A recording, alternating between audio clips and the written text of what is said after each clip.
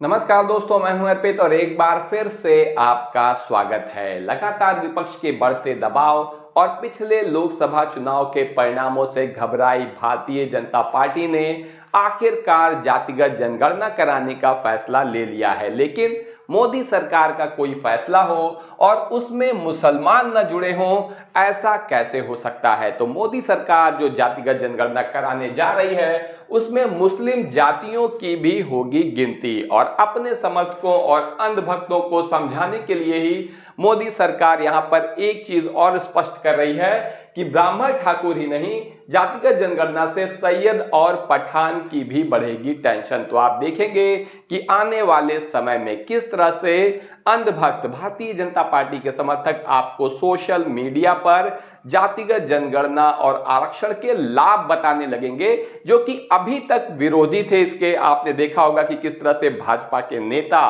Cabinet मंत्री, केंद्रीय मंत्री और आम समर्थक भी जातिगत जनगणना का विरोध करते रहे हैं। आपको याद होगा मुख्यमंत्री योगी आदित्यनाथ कहते थे बटेंगे तो कटेंगे, लेकिन अब स्थिति यह है कि सैयद और पठान की टेंशन बढ़ाने के नाम पे जातिगत जनगणना को सहमत हो गए हैं भारतीय जनता पार्टी के समर्थक भी। और मोदी सरकार ने यह फैसला सिर्फ इसलिए लिया है क्योंकि वो पिछले लोकसभा चुनाव से घबराई है और विपक्ष के बढ़ते दबाव को बर्दाश्त करने की स्थिति में नहीं है।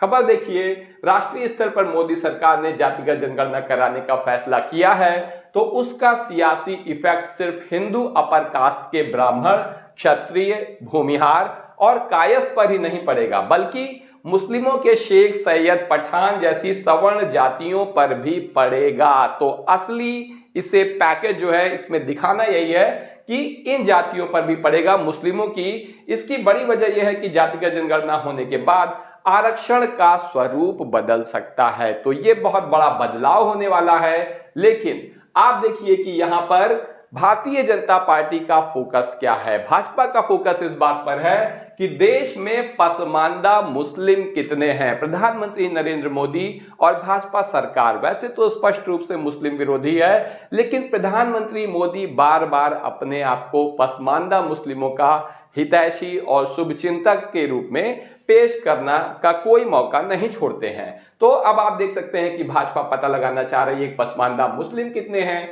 और असल मकसद इसका सिर्फ यही है कि मुसलमानों में बिखराव पैदा करना, यानी कि वो वोट जो कांग्रेस को, समाजवादी पार्टी को, बसपा को, टीएमसी को पश्चिम बंगाल में, यहां तक कि जेडीयू को भी और राष्ट्रीय जनता दल को जाते हैं, उसे भारतीय जनता पार्टी के पक्ष में मोड़ना, एक बड़े प्रतिशत को। इसीलिए पीएम मोदी का फोकस पसमानदा मुस्लिमों पर रहता है कि इस बहाने किसी तरीके से मुस्लिम वोटर्स में बिखराव पैदा किया जा सके। आपने देखा होगा कि किस तरीके से पिछली ईद के मौके पर 32 लाख परिवारों को, मुस्लिम परिवारों को प्रधानमंत्री मोदी की तरफ से सौगात ए मोदी दी गई थी, ईदी दी गई थी सच कहें तो।